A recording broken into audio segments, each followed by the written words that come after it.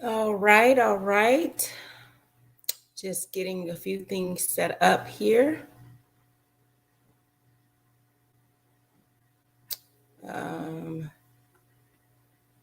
Looks like I'm having to use the computer camera since the camera I had broke off the tripod. So that sucks.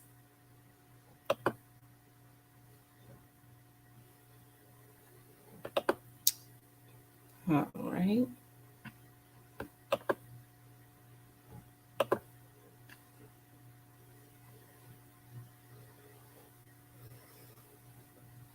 And Lola, if you're listening, if you can click on the link and I can get you added here.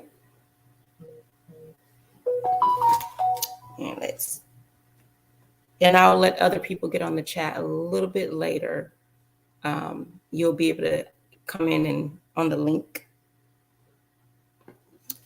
Let's see.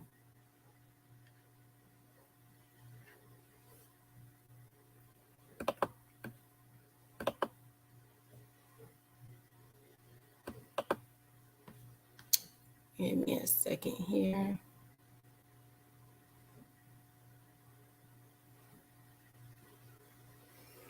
Let's see.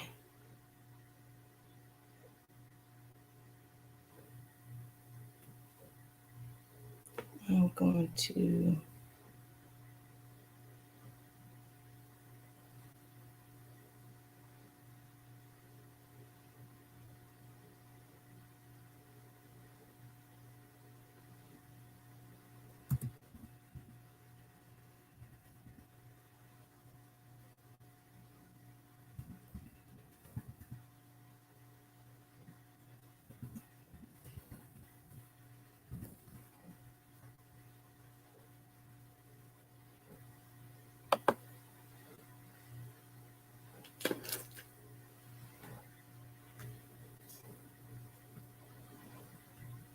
All right.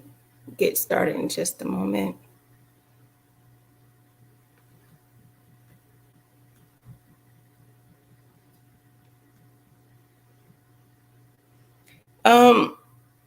A lot of times we have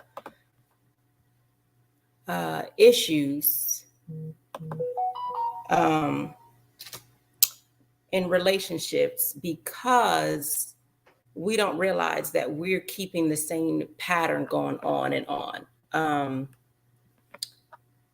So let's see.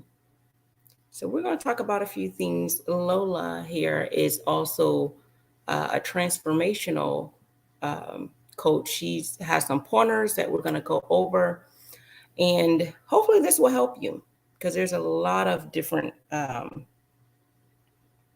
cool things. So I'm going to go over that.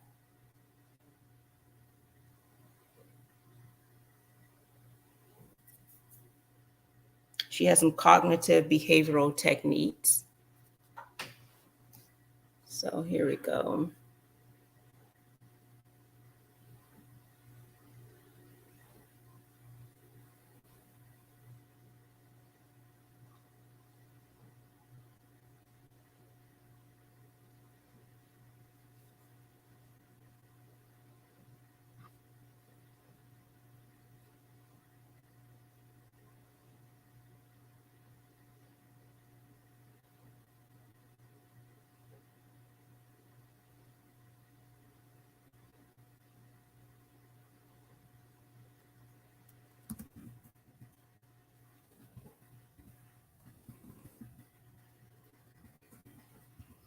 If you haven't checked it out, I do have a site that you can go to, mrsdanielledevita.com.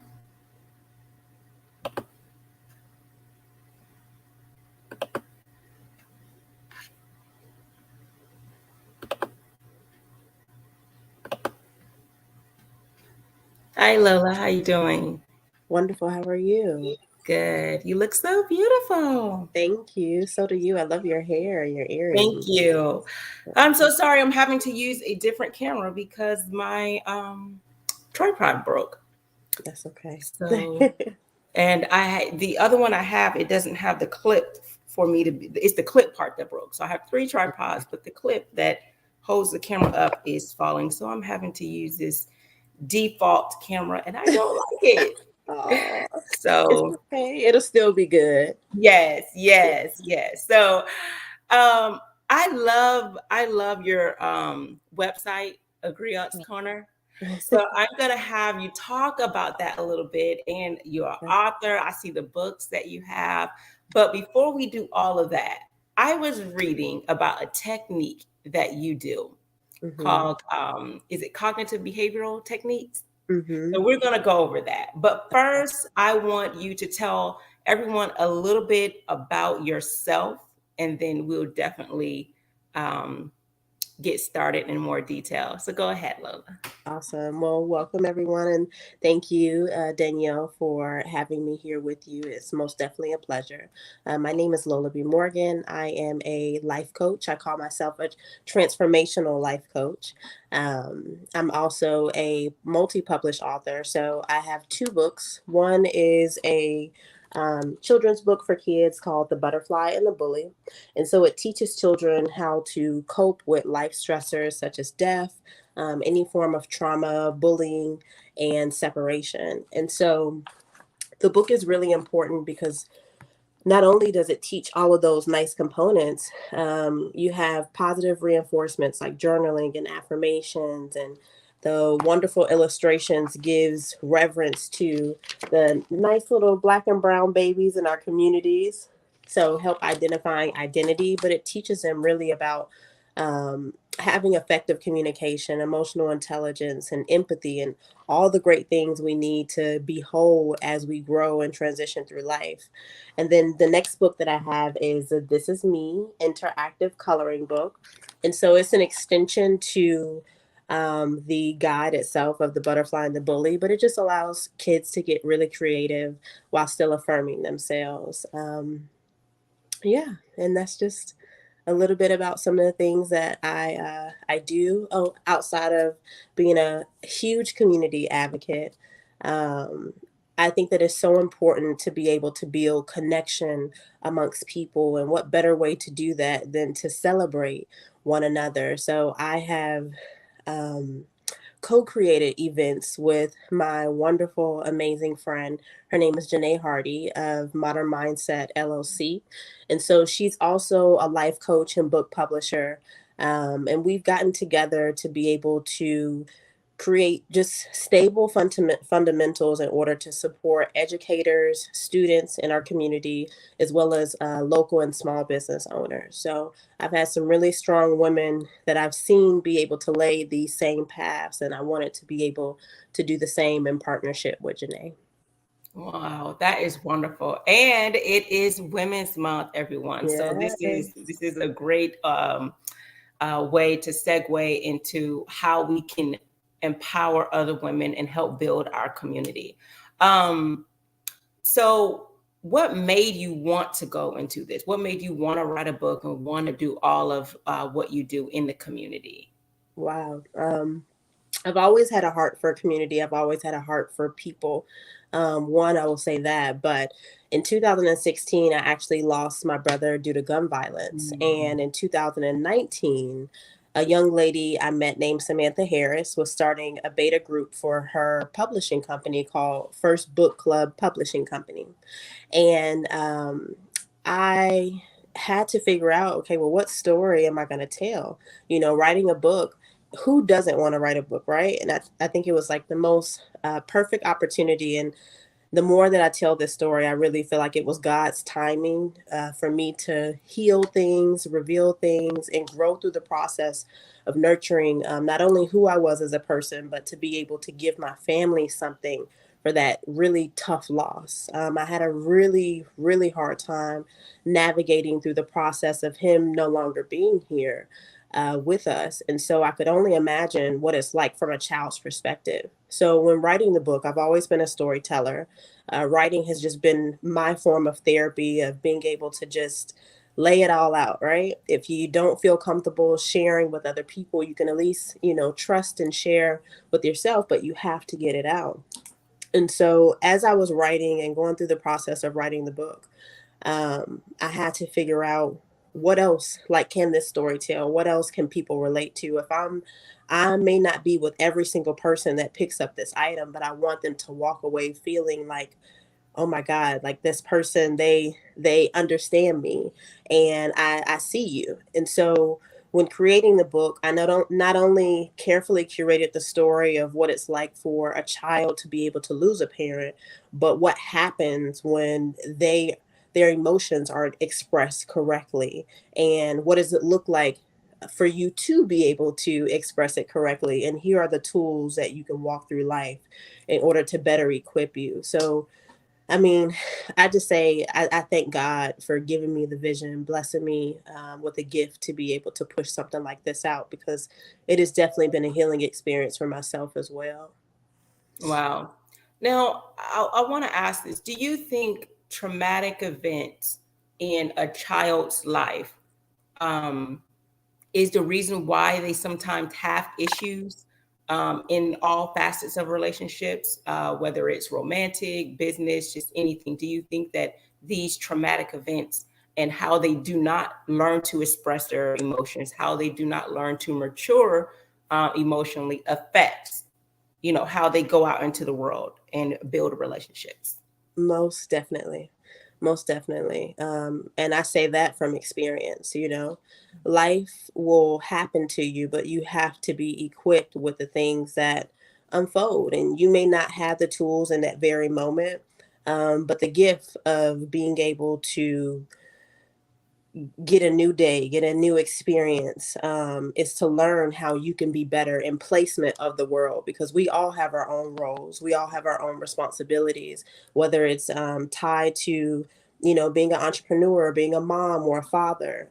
I believe that if you don't take care of yourself, it just doesn't allow you to have healthier relationships. But what I am learning is that most importantly, a lot of it does stem from our childhood. Mm, mm. So, does when you do coaching, how does cognitive behavioral techniques help with that? Oh, yes, most definitely. Every client is different. I will say that. Every client that I work with is different. Every one of their needs is different, but the goal is to try to rebuild trust with yourself. Try to rebuild focus enough for you to be able to understand that most of the things that we're addressing are things of the past. They're not even current.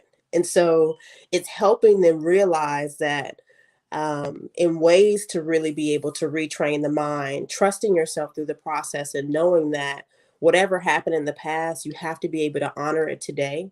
You have to be able to forgive yourself and learn new ways to seek safety, and not protect so much. I think sometimes we hold on to so many things that are non-existent, but they exist in our mind.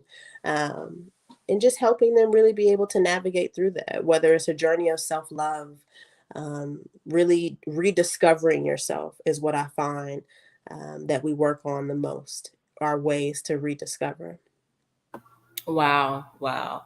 And I like that you say that because a lot of times people don't even know where it begins to just discover themselves, or where to start with that.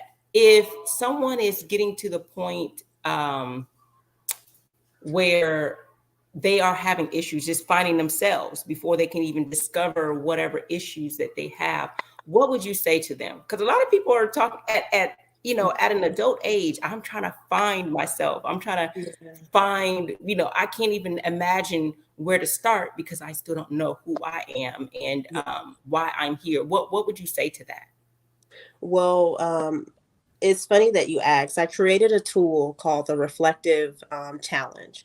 It is Reflective challenge. a 20-day challenge where you ask yourself numerous questions. We start with affirmations in order for you to identify what your self dialogue is like. How do you talk to yourself? How do you see yourself? And I really believe that you can't move forward with anything until you hear your own voice in response to what it is that needs to be asked. So if someone asks you to do something, sometimes your automatic response is yes, but it's different when you take the time to reflect on what's really being asked. Like, who am I?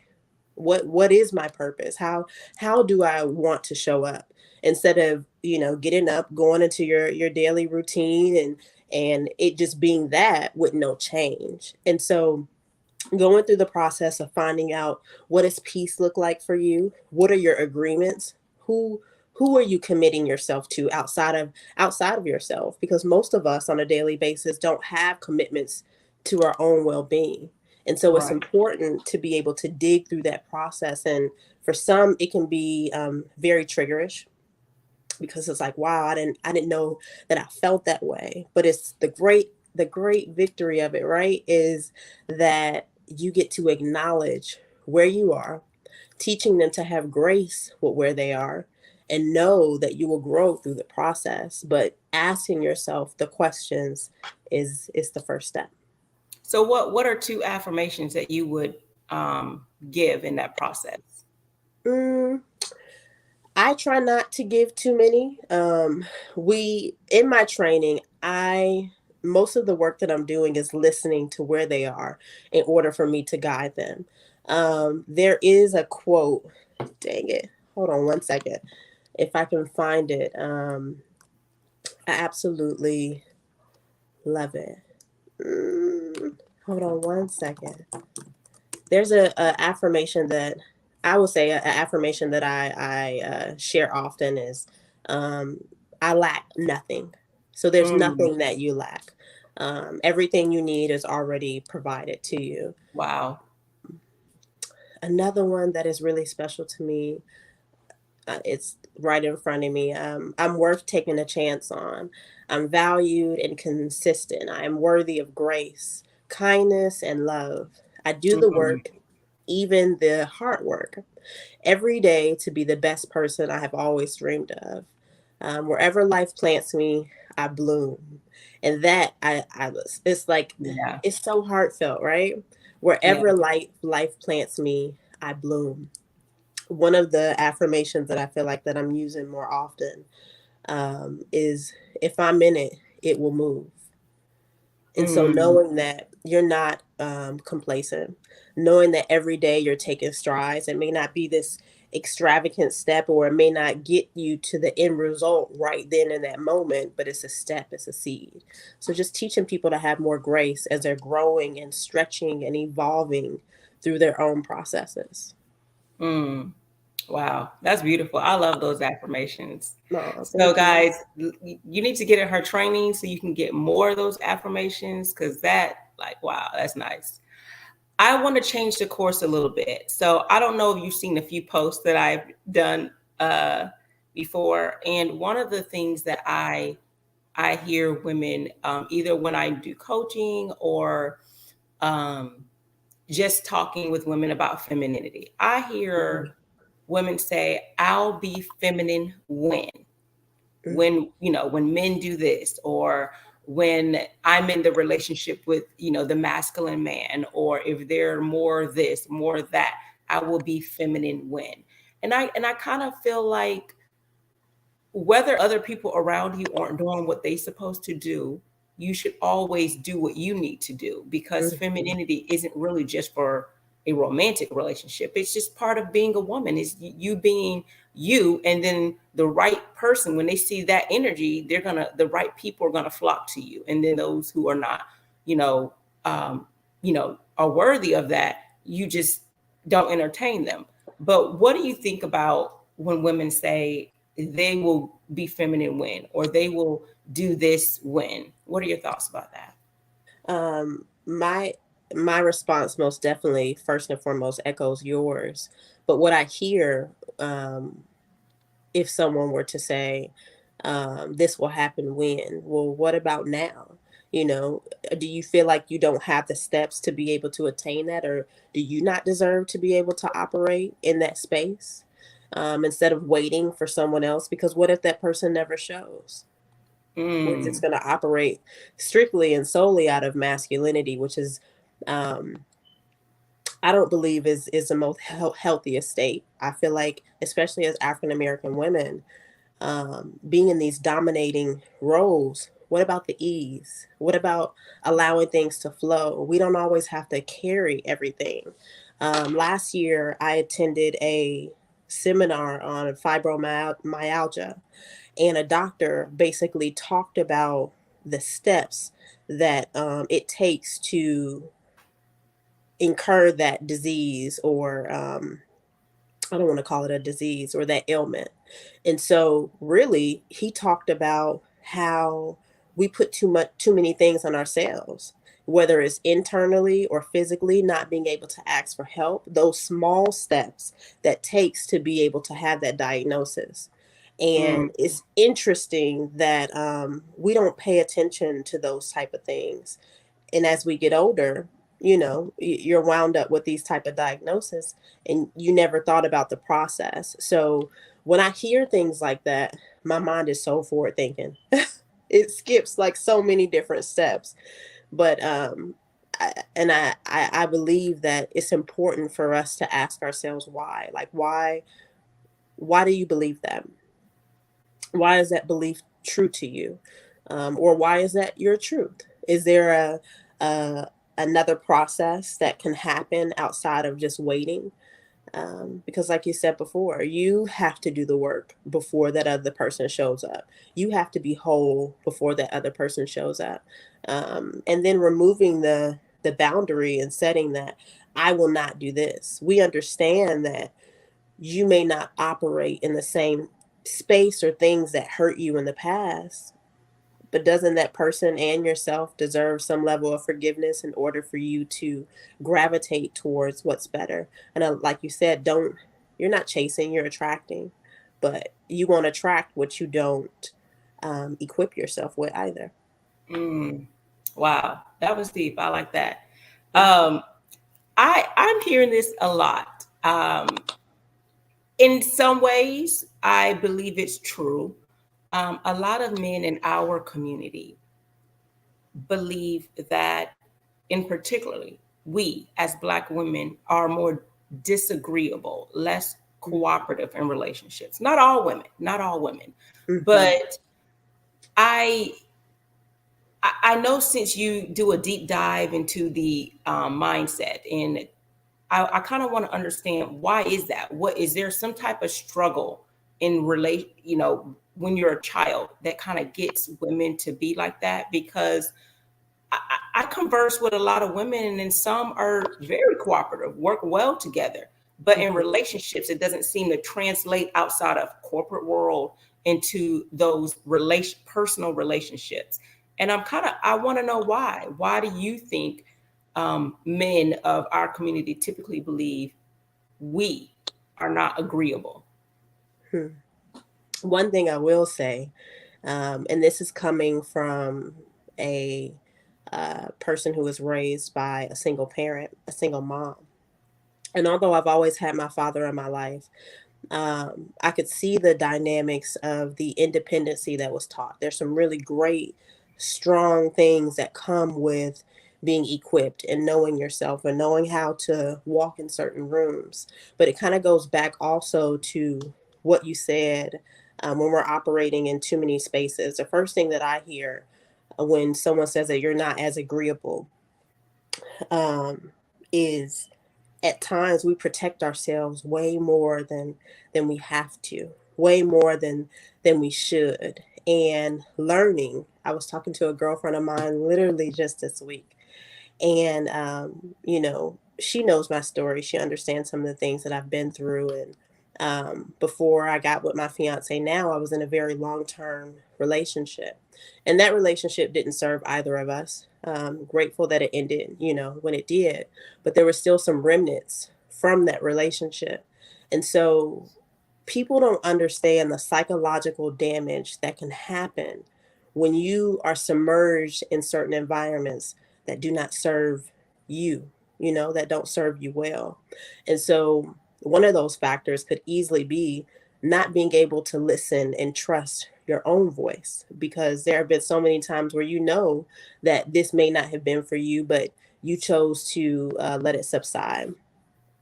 And so when you get into these environments, you don't know how to um, compare, I would say, what's the word that I would use? Protection versus control, or your lens is cloudy. It sounds different. It feels different.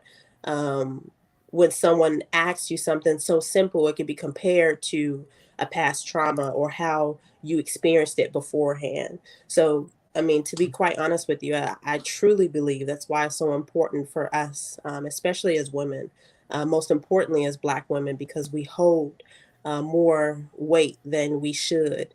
That you have to understand who you are and the things that you want. And it's okay to have the voice and identify the things that you won't settle for. But we also have to understand our triggers and our growth, and understanding that we don't have to protect ourselves. My girlfriend said earlier, she said, "You're not in imminent danger."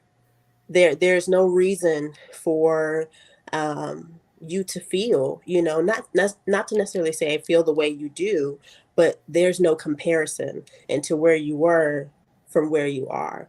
But you can't get there if you don't do the work. And so that means going to therapy, talking to a coach, being able to really ask yourself these questions. Take care of your health, take care of your mind, take care of your body. Most importantly, take care of you so you can show up better inside of these environments. And that doesn't mean to subdue yourself to someone who may just say that, "Oh my God, you're difficult." Very well so. That doesn't mean that we're difficult. It just means that we are growing and training and teaching people how to be patient through the process of us healing. And so a lot of times that is the narrative that is spoken of, but that doesn't mean that that's the case for every single woman. Wow.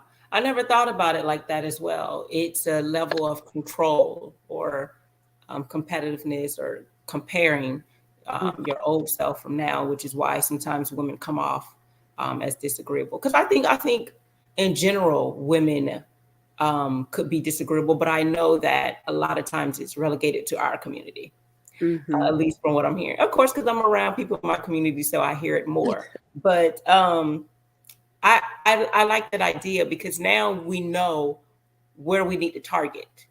When we're helping others, why is it that you're Mhm. you're being disagreeable at this moment? Are you trying to have some level of control? Why? Is there something in your life before that you felt that you couldn't control? Mhm. So that's deep.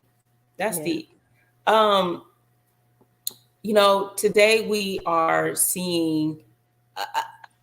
I want to talk a little bit about insecurities because I know a lot of women, a lot of some of these level of controls and things sometimes stem from some type of insecurity that they have.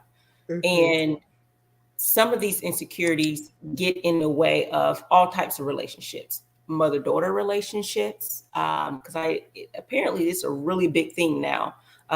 Because people are having children younger, a lot of the moms are still competing with their daughter Mhm. in dress, in just going out in the workforce, just in a lot of ways because they're closer in age now. It definitely could be other reasons, but why do you think that a lot of women have insecurities when it comes to their relationship with their parents and in their relationships? Hmm. That's a tricky question.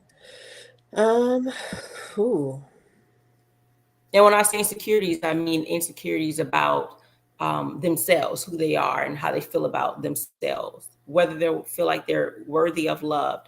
Um, I have, so I want to, I can't go, I don't want to go too deep into it, but I have a self love test, a self Okay. esteem test, and I have right here. It says um, some women they marked that they feel this way, that they feel unloved and unworthy to be loved. And sometimes Mhm. they stay in relationships longer than they should because they feel like they may not get that opportunity to be in a relationship again. That's kind of stems from insecurities. And there's like I have 10 questions on here, but these were some of the deep ones. What type of insecurity would that be hinting to if they're answering these types of questions like that? One of the things that I'm hearing is that at some point in their life, their voice was never really honored.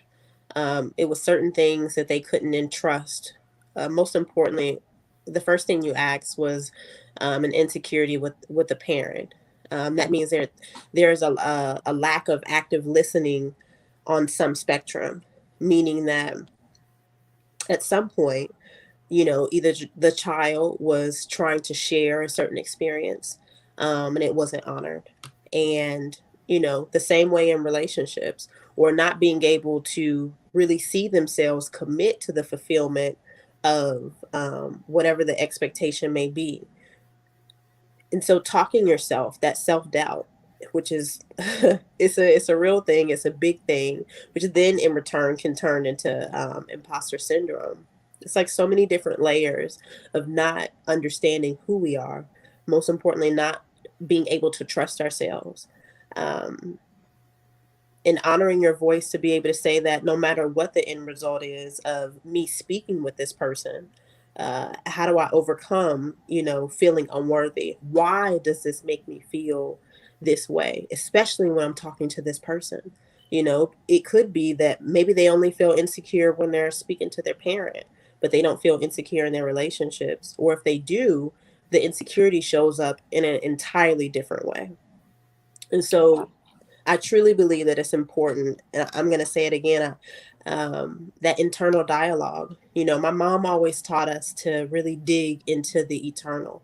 Don't be afraid to tap into the things that come up, or listening to people like your partners, or sometimes even in work relationships, a friend can come to you and say, "Hey, I'm noticing, this about you," and asking yourself, okay, well, where is this stemming from, in order for you to, like I said before, show up better, show up better to advocate, not only for yourself, but to overcome some of the things that you're struggling with, and understanding that you're not alone in that process. I think, especially one of the identifiers for me, once I lost my brother, it was such a riveting feeling. I lost elders before, but I had never lost anyone that young and that close, to me, someone that I literally grew up with. And the more that I was able to talk to other people, is identifying not necessarily with that type of pain, but knowing how to overcome it. Wow. Wow. That's deep, because a lot of people do lose people that's close to them, or even if it's not that they've lost people, that they've kind of felt abandoned from people, Hmm. and they have that same kind of feeling. How do I cope? How do I deal with this? So that's really deep. I wanted to talk a little bit about accountability. I know a lot of people, I don't know, you've been on social media, if you hear it a lot, everyone's pointing the finger at each other. No, it's you, it's you, it's you, it's you. But really, it could be both of us, because so many times we're pointing the fingers and we don't see, we have flaws too.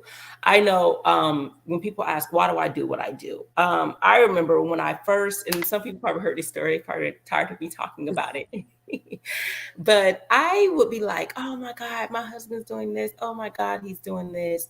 And it became to the point that I felt like God was like, stop talking about him and look at yourself. Hmm. And he's like, you need to do this. And it was like he was calling out all the things I needed to do. And then when I got myself right, when I got my mind right, and I said, you know what, I'm not going to focus on him. I'm going to focus on me and how I can be a better mom, how I can be a better wife, how I can be a better person.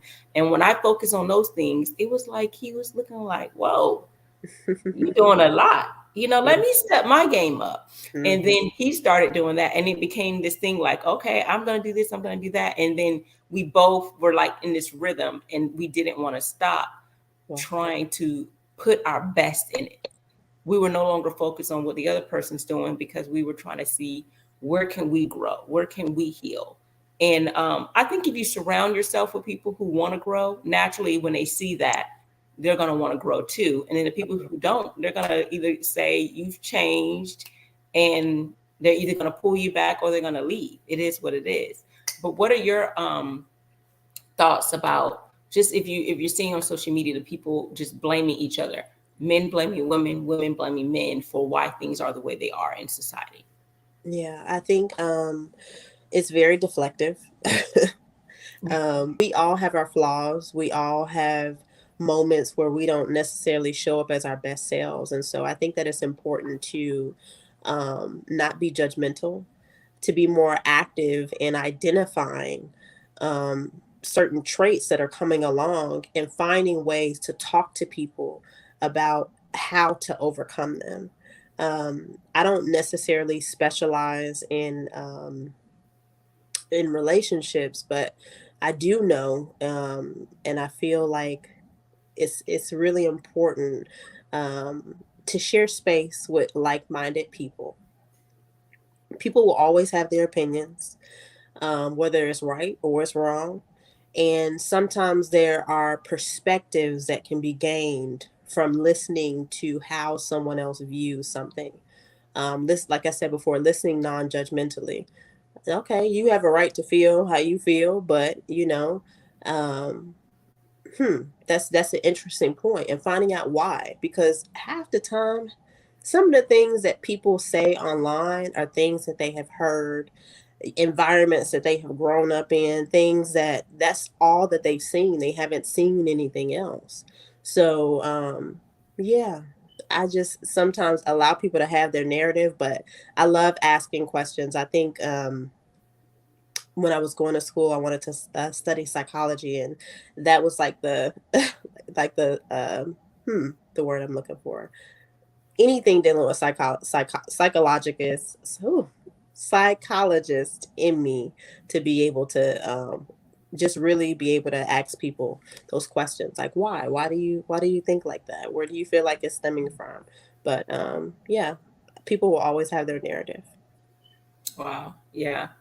Um, and it is good to ask those questions because sometimes I don't even think people know why they say what they say. I really don't. I think some people, like you said, they just heard it and they just regurgitate it, but they don't even understand what it is they're saying, or it's not something they would say outside of social media. Hmm. Um, I I did a post on what mothers would tell their daughter. If you do you have a daughter? I don't, but I would like to.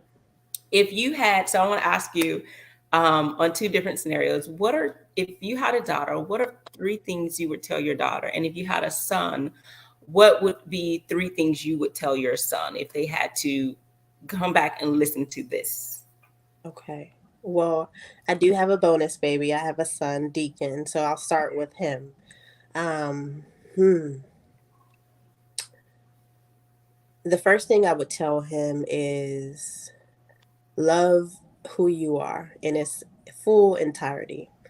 Um, Not every day will be perfect, but what you choose to do with that day and how you choose to show up is so important. Um, I value you, and I want you to always discover what it means for you to value yourself. And knowing and understanding that will lead you to some of the most phenomenal places. Don't lose your level of empathy, because he has such a array of being able to care for others. Hone that. Do not lose that. Do not waver on that. And mommy loves you. Oh, And if it were my daughter, especially a black woman, a black daughter. Um, this sounds so cliche, but be bold, be authentically you. Um, hmm, Never stop honoring your voice, even if it breaks, even if you feel like you're shaking, as uncomfortable as it may be. You don't have to always protect yourself, but most importantly, I want you to always remember and know and understand and embody what it means to truly love yourself. mm, wow, that's beautiful. You know, I think a lot of children sometimes may not even hear these things from their parents. Um, and I think it's important that we have some way of being able to convey that to the children we want to have or the children we do have. I think sometimes children just don't grow up truly knowing how our parents feel about us. Not all, but sometimes people like, you know, I've seen so many like things where the parents, whether it's son, father, daughter, mother, and they're, but right over here, the parents are bragging about their children, but the children don't get to hear it. The children don't know how proud or how loved they are, you know, how proud the parents are, how loved they are, how, you know, the parents, you know, find that they are beautiful and worthy. So they kind of try to fill in the blanks with other people. Yeah. So I think that is truly important. Before we go, I want you to talk a little bit about your site, Agria's Corner. Okay. What Yeah. can you tell everyone a little bit about that? Yeah, so you can actually find my website at www.agriotscorner.com. So the name Agriot was given to me by my late aunt, Nkekia Janaku. And she is one of the pillars that I was speaking of earlier, who like the embodiment of community, of connection. She used to curate festivals in Knoxville, Tennessee, called the Kuumba Festival. And oh my God, it just like the mix of African and African American culture was just dynamic. And so, really being able to see how that process unfolded every summer, it was just a treat. But she is actually the person who gifted the name Griot or Griot to me. And so, at back in like maybe 2010, 2011, or 2009, 2010, I was working at a radio station called Beat Break Radio in Atlanta, and I needed a marketing name, like I needed a brand name for myself.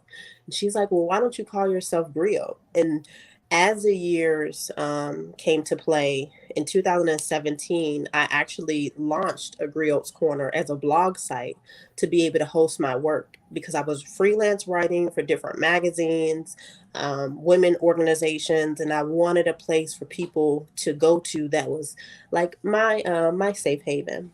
And as the years went by, of course, in 2019 was when I published The Butterfly and the Bully.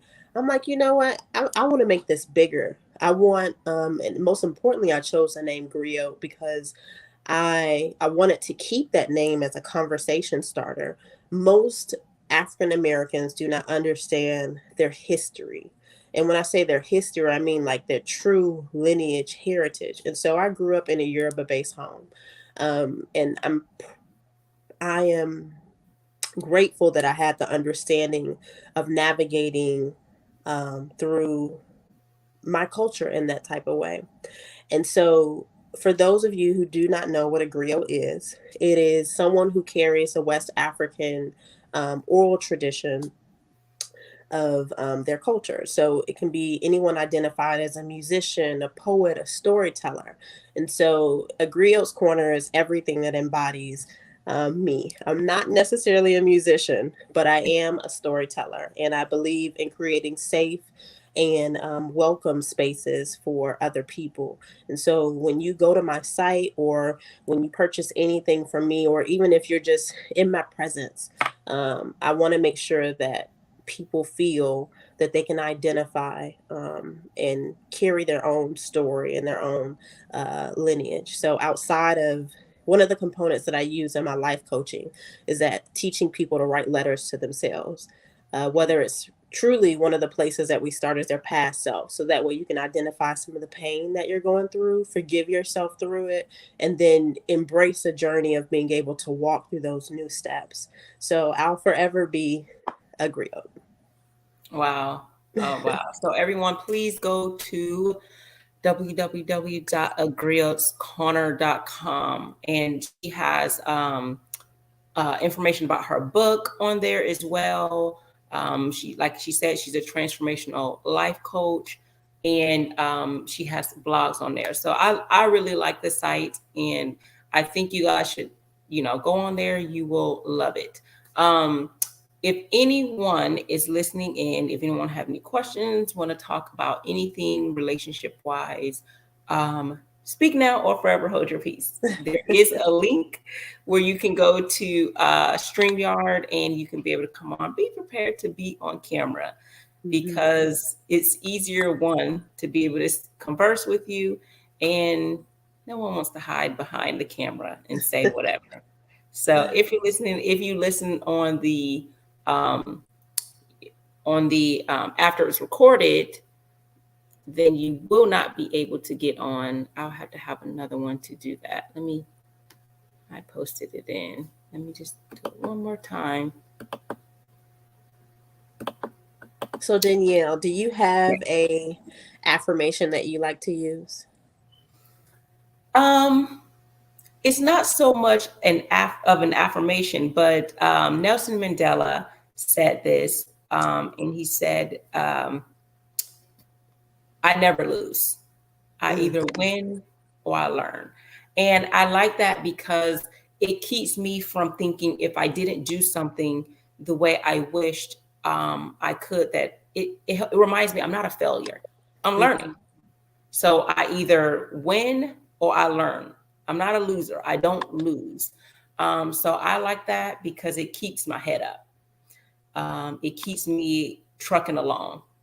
And I like to use that in all facets, whether it's me working out, whether it's, in trying to be continual in what I'm doing here, my relationships or whatever. It just keeps me from thinking, oh, I'm a failure because I didn't succeed the first time. I love that. Yeah. Absolutely love that. Awesome. Yes. So does anyone need to chime in? If not, we will get off. Do you have any other questions, Lola? What made you want to become a self-love coach? Actually, I kind of talked with a lot of people about their relationships. You know how it is where people just converse with you. And so I've been married almost about 12 years. And a lot of people will ask me, well, how did you get married? How did you do this? How did you do that? Because I got married so young. And most people, when they get married and when they're, meeting their husband like at 21, most people are not going to stay married or at least be happy in that marriage. And a lot of people were asking me questions and I would tell them, and a lot of things, it came from one observation to listening to, my mom, when I was growing up, she would tell me a lot of things. And then, like I told you, God was like, you need to get it together. And when I did that, I'm like, and then there's a passage in the Bible about women who are wives teaching younger women. And I thought, why not make this into a business? Why not go into coaching and do that? Because there are a lot of women who want help and who need assistance in they're getting advice, as you know, on social media from the wrong people. And they're wondering why their relationships are going on and on and on. I have a daughter right now. She's only 1. She'll be 2 soon, but I would love for her to listen to this and see how she can carry herself in relationships. I would love for other people who are in broken homes to learn how to get their home back together and not keep the cycle going. So that's really my goal, to make sure homes are happy and healthy and whole. Why do I just have to be the one to have that? Why do I keep this secret to myself? Why not spread it to other people so everyone can be happy and whole, and every child have both of their parents who are in a beautiful relationship. So that's really why I do what I do. And I feel like it's my duty. It's my duty to show people how to grow into the healthy person that they're meant to be, have their, I wasn't trying to go into self-love and identity, but when I did that self-love test, when people were coming to me, people don't like to pay for coaching. They like to come to me behind closed doors and ask for, questions. But when I would do that, I'm like, it seems like people have issues with their identity and who they are. And maybe that's why it's affecting relationships. And I don't know the psychology behind it like you do, but I know some of the spiritual side of it. And that's why I go into that. Nice. That is so beautiful. And I love the vulnerability of, you have the experience, right, of being committed and in marriage and matrimony for 12 years. Like, first and foremost, kudos to you. Yay. That it's a testament of of growth to both of you all, you and your husband. I remember talking to a girlfriend, and she's married, and she was telling me that I wish people would talk more about the issues, or I won't even say issues, just the conversations that come up, the different dialogues that flow through the relationship, because some of them, some dialogues, and I'm choosing the word dialogue very carefully because I think that it's important to identify, not a, not identify every conflict as a issue. You know, it could be something that's very temporary, something that just needed to have a conversation, because like you said before, you each have your own perspectives of growing up in two separate households and then coming together as one. You're learning to be one with one another and understanding that that your perspective doesn't have to be the same in order for you all to have the same end goal, but it's important to know how you can grow together. And I think that it's a beautiful thing that what you're doing. Yes, thank you. Now, one thing I will say is communication. I have a background in communication. So, um, more in particular, okay, so I have a master's in public and corporate communication. Okay. But I've learned how to communicate, right? And I took that into my relationships. But there's another facet of it that I did not realize is about that battle, picking your battles and finding out what's trivial and what's, foundational. And it wasn't until I got into the legal profession when you have to, what we you call it arguments, but they're really just your point of views, because there's always going to be two sides. There's going to be Mhm. an attorney on either side, and I use this example often. When you go to court and you see both attorneys, they're not yelling at each other. They literally only pick facts, only the Mhm. things that is worth discussing, because there's a lot of issues in maybe a case, right?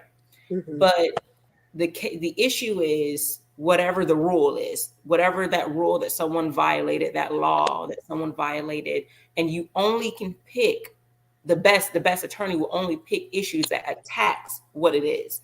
A good example is, um, let's say it's stealing, right?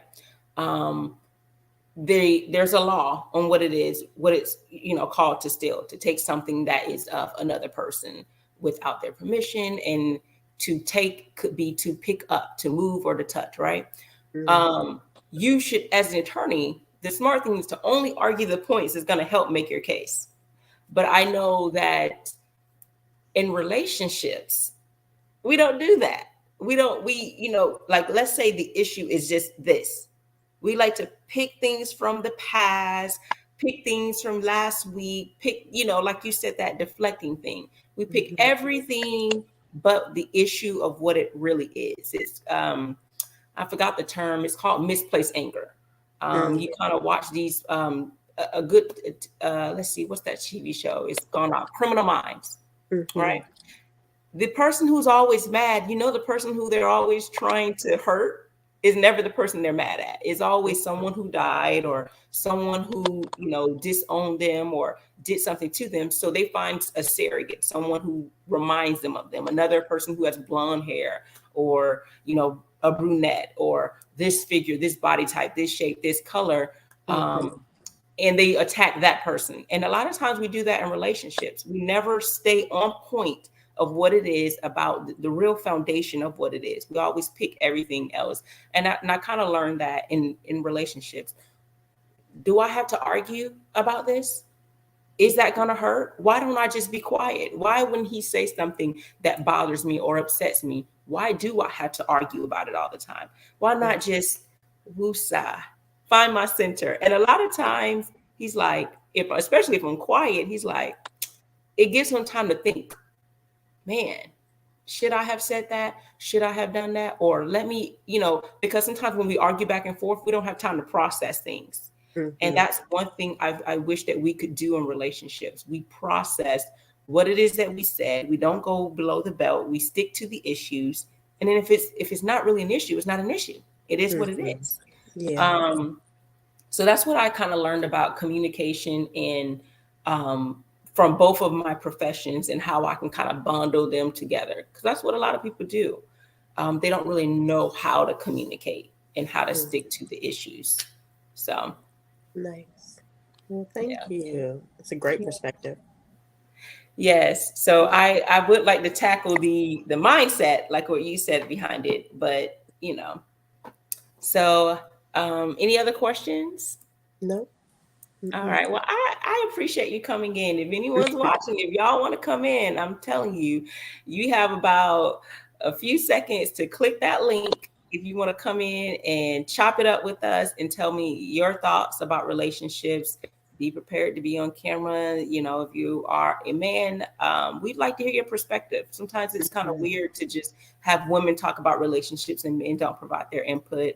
And same thing if you are a woman and sometimes you wish you could get advice from people who have experience and who can provide a different mindset. So there is a link for you to click in if you want to jump on. And if you have a question or two for Miss Lola B. Morgan, like I said, she is a life coach, a transformational life coach, a speaker, and an author. And I will be doing a bundle for someone to get a free session from me. Nice. So I will be doing that in a bundle for when I get my courses out. Maybe someone can get a free image consultant. I like that. So not for me because I'm not a fashion queen over here. I will get someone who can dress very well. I'm still trying to find my fashion sense. Okay. Nothing wrong with that. It's a good, good opportunities too. We're forever growing. So our style has changed throughout the years as well. Yeah, that's true. Yeah. That's true. All right. So let me get out of this. Well, Miss Lola, I appreciate you for coming in. I got to have you on again. I got to have you. I got to get a panel and get you and some other people on, and we just chop it up and build around. Beautiful. Yeah, absolutely beautiful. Yes, I'll share a girlfriend's information with you that I think would be like perfect for this. Oh, really? Okay, awesome. So I definitely got to get y'all back on for that. Okay. All right, y'all. Thank you for watching Mrs. Danielle DeVita and the Miss Lola B. Morgan. Y'all take care. Bye. Bye.